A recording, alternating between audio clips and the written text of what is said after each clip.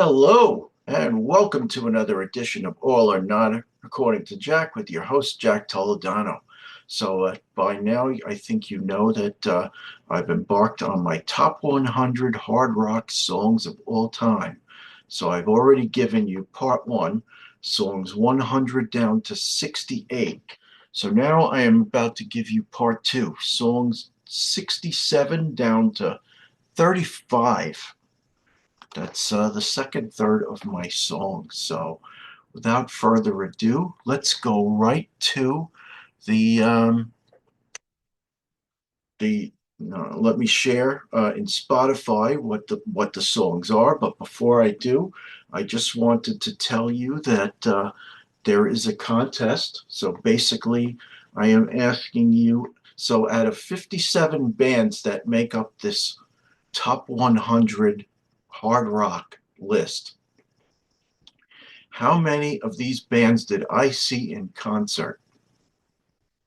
I need you to guess that. So hopefully, whoever gets it right, I'm going to send you this T-shirt, this wonderful T-shirt of "Don't Kill the Whale," song by Yes. Sea of Tranquility, humpback whale T-shirt with a signed card. This is definitely a worthy keepsake. This is a signed card by several well-known people within the Sea of Tranquility community. The people that signed the card: Grant Arthur, Chris Allo, Martin Popoff, Jamie Laszlo, Rick Labonte, Pete Pardo, myself, Jack Toledano, and Karen LaPreziosa. So get that along with the t-shirt. It is an XL, by the way, uh, and basically, maybe a few days after I reveal my final songs, I will reveal who the winner is.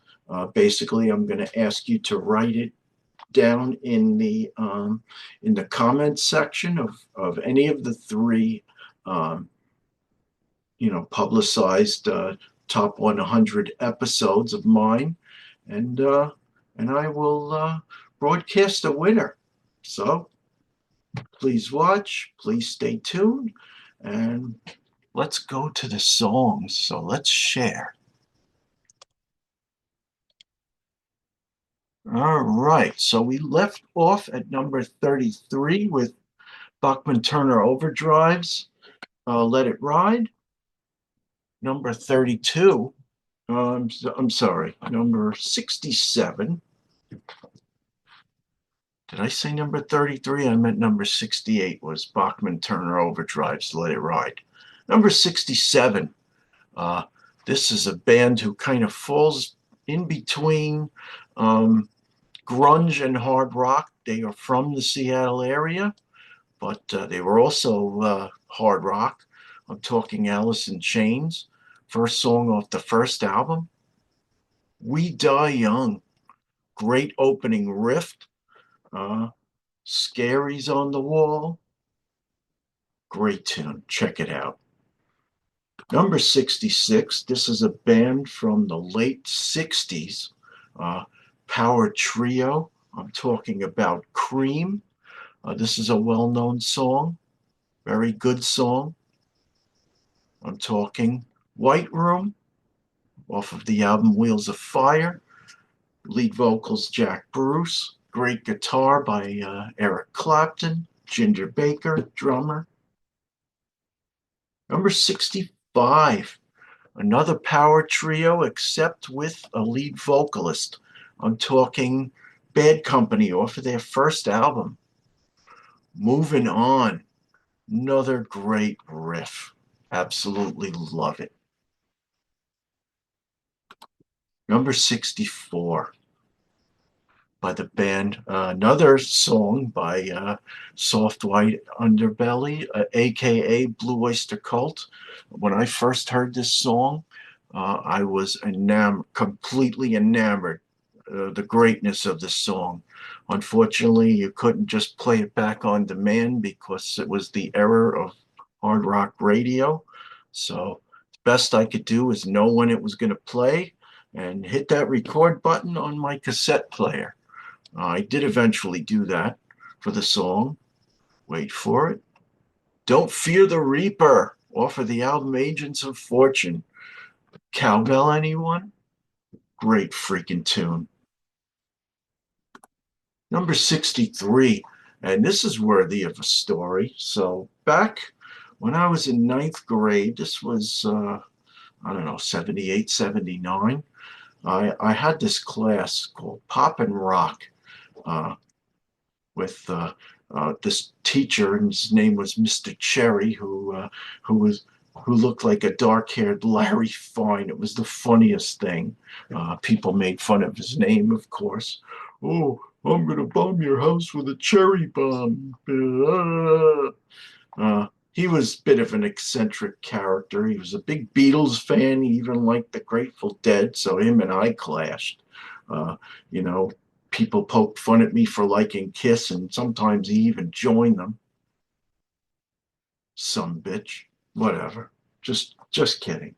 But one day he was absent, so we had a substitute teacher, and this substitute lady, uh, she was basically a glorified babysitter, and all she did was play some songs for us to pass the 40 minutes. And so what does she do? She people requested Led Zeppelin 4, so she goes and she puts the album, drops the needle down. Instead of putting on side one, she puts on side two. And everybody's like, wait a second, what are you putting on side two for? She was oblivious. So it's the opening keyboard chords of this song, uh, Misty Mountain Hop. So she didn't know at the time that it was faux pas to play side two of Led Zeppelin 4. But you want to know something? Finally, when I started to hear it on the radio, songs from side two, I'm talking Misty Mountain Hop, Four Sticks, Going to California, When the Levee Breaks. You know what? Side two does not take a backseat to side one. Those are all amazing songs. I eventually fell in love with Misty Mountain Hop. Great, great tune. So, yes, henceforth, it made number 63 for me. Another British band who came into prominence in the early 70s.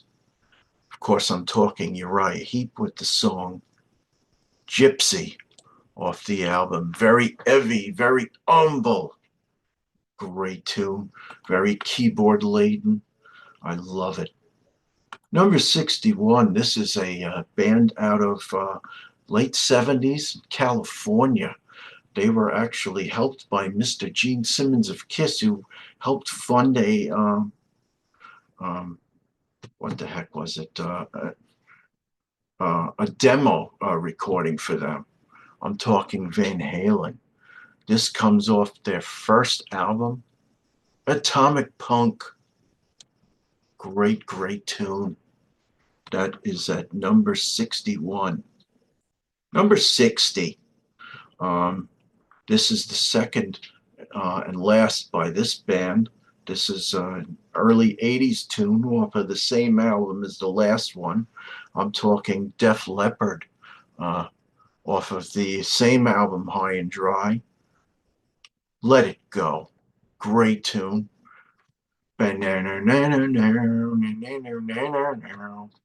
Another great riff. Uh, you know what? That's my favorite thing. I love a good riff. I love a good chord progression. And they had it there. Let it go. Number 59. We had to wait forever for this third album to come out by this band, but when it did, it was a great one.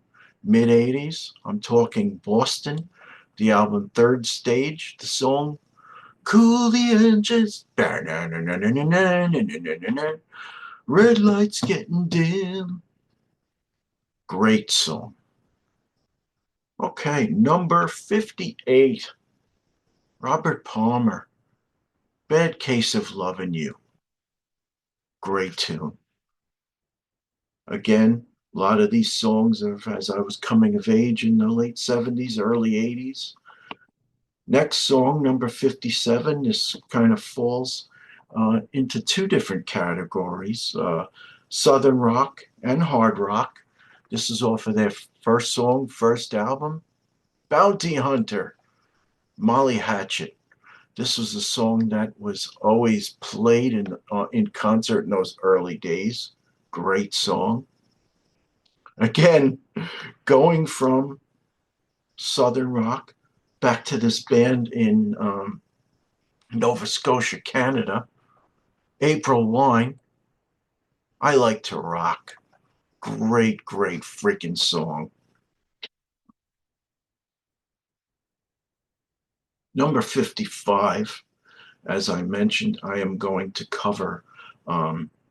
If I didn't do it already by the time you see this, I don't know what the running order of these episodes will be, but I am actually going to have Tim Derling of Careless Mania on my show to talk about a Sammy Hagar book that he wrote and published. This is a song from his solo career.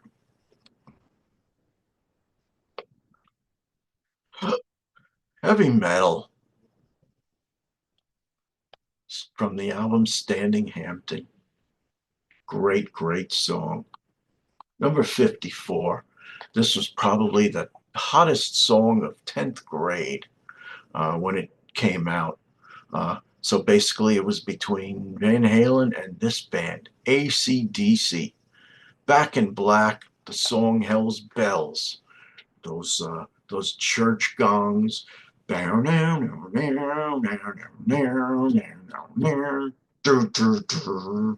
What a great riff, great song. Loved it. This is probably the most unknown song in my collection. Um, so Symphony X, lead vocalist Russell Allen, he released an album back in the mid 2000, between 2000 2010. I think it was 2005 or 2006.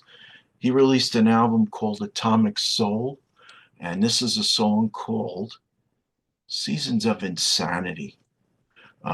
This is number 53. Way to go, Russell. Check it out. You might agree with me. This whole album is gold. I gave it 5 out of 5 stars when I first heard it, and I wrote the article for Pete Pardo's Sea of Tranquility webzine. So check it out. The next one, this is another story. So number 52. So back in 1978, Kiss decided to release 4 albums, 4 solo albums, one by each band member. They released them simultaneously on the first day. I think it was early September 1978. And you know what? I heard Peters, I didn't care for it. I heard Jeans, I didn't care for it. Then I went and bought Ace Frehley's, and I heard this first song, Rip It Out, from the Ace Frehley solo album, and my first reaction, yes, way to go, Ace. I think that was actually Paul Stanley's reaction when he heard it for the first time. You know, Paul didn't know what to make of what an Ace Frehley solo album would sound like. Whereas I think, for me, I think I was a little more I went into it with more of a positive attitude, and Ace did not disappoint us. Clearly the best of the 4 solo albums, and Rip It Out was a great freaking song. Way to go, Ace. Best song on the album for me. Good job. I find by the end of that song, I was actually singing it. The choruses of Rip it out, take my heart, you wanted it. It's got that sing-song quality, but, hard rock just the same. Again, he did laps around freaking Peter Criss and Gene Simmons solo albums. Peters because it was too much of a rhythm and blues album, and Jeans, I don't know what the hell he was thinking, trying to be the next Beatles album with, you know, with his eclectic mix of different subgenres and guests on the album. Whereas, as Paul Stanley said, at least Ace's album was honest. It was, you know what? It was where he was at the time. 52, Ace Frehley, Rip It Out. Number 51, Rainbow. Gates of Babylon off of the album Long Live Rock and Roll. Great, great tune. Number 50, second by this band, Guns N' Roses. Appetite for Destruction, the well-known song, Welcome to the Jungle. I know some people don't like it. They don't like Guns N' Roses, but I'm sorry. They were leading hard rock and metal in the late 80s, early 90s. You know, they were the anti hair metal band. They were the anti how would you say, what was it, the the anti grunge band. They were basically it at the time. So they made their mark. Number 50, Guns N' Roses. To number 49, mid 80s stars. They hit their mark in the late 80s with a song, but not it's not the song I chose by them. I'm talking Whitesnake. My song for Whitesnake, and I did take a couple by them for this top 100.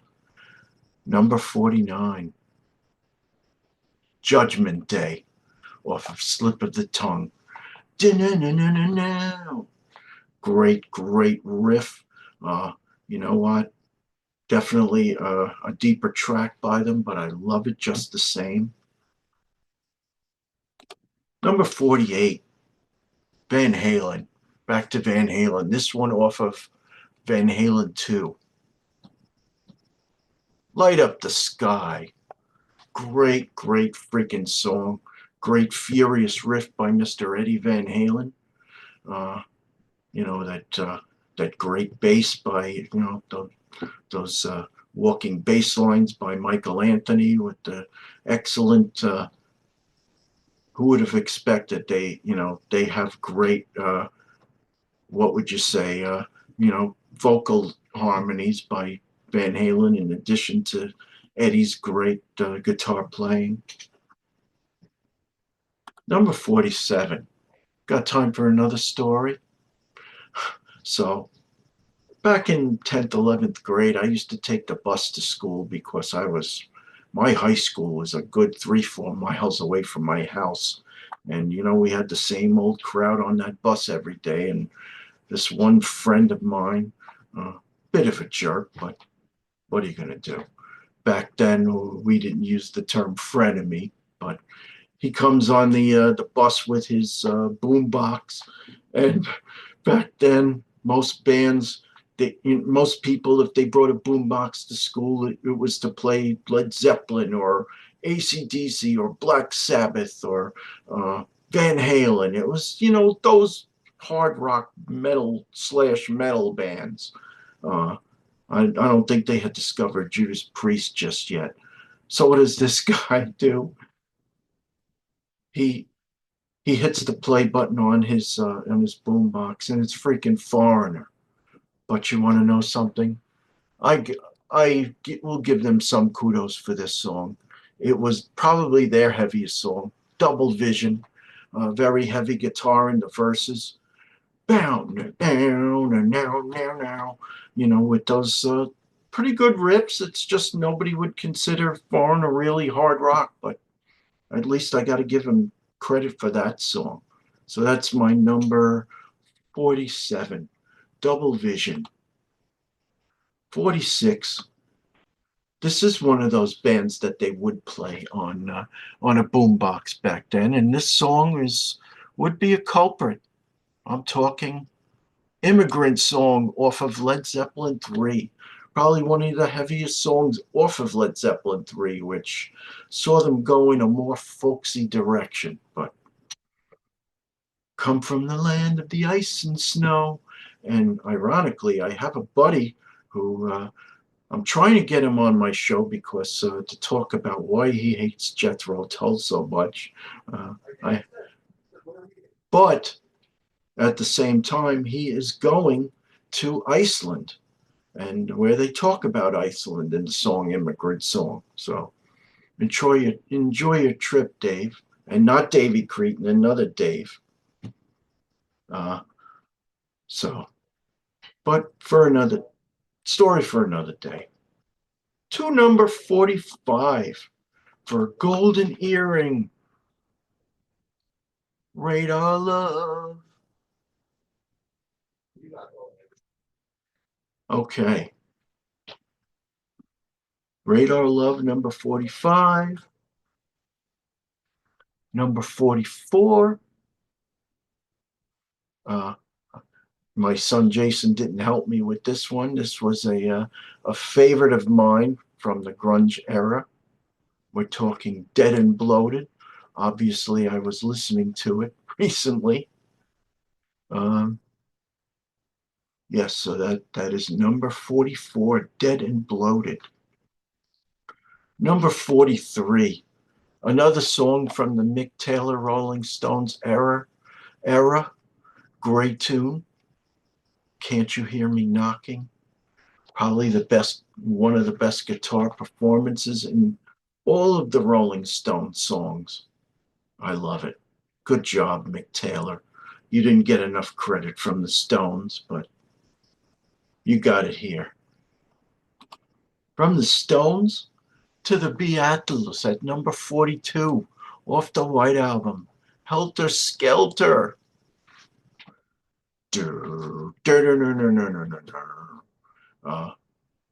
Very heavy guitar. Who knew that Paul's I don't know if it's Paul McCartney playing it or George Harrison, but very nice, very heavy. Paul wanted that raucous guitar sound. He got it. Covered by, was it Motley Crue, I believe?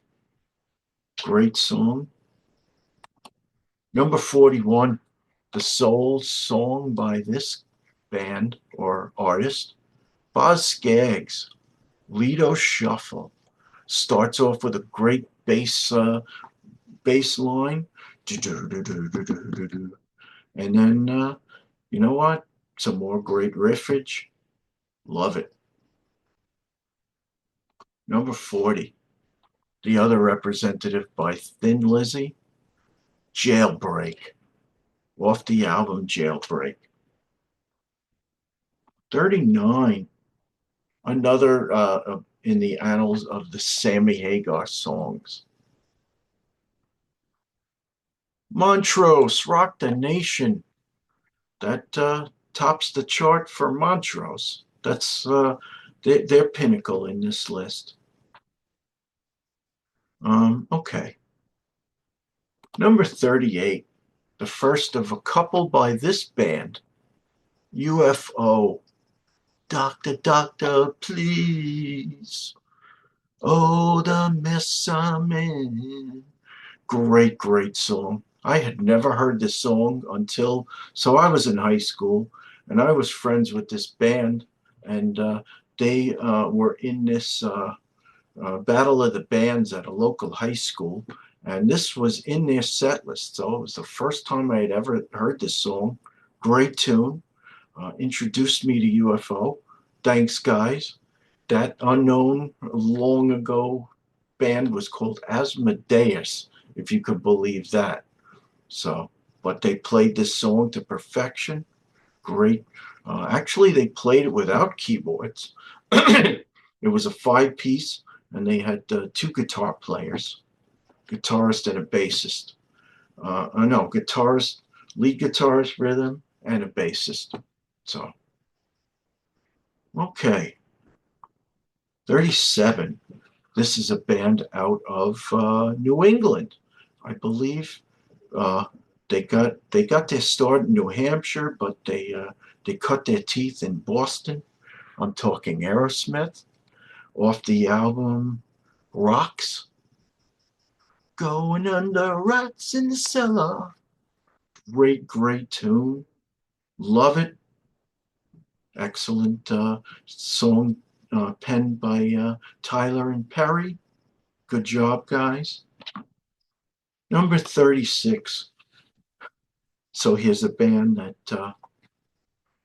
in the 70s and 80s were more known as being an eclectic mixture of prog rock, folk rock, a little bit of hard rock.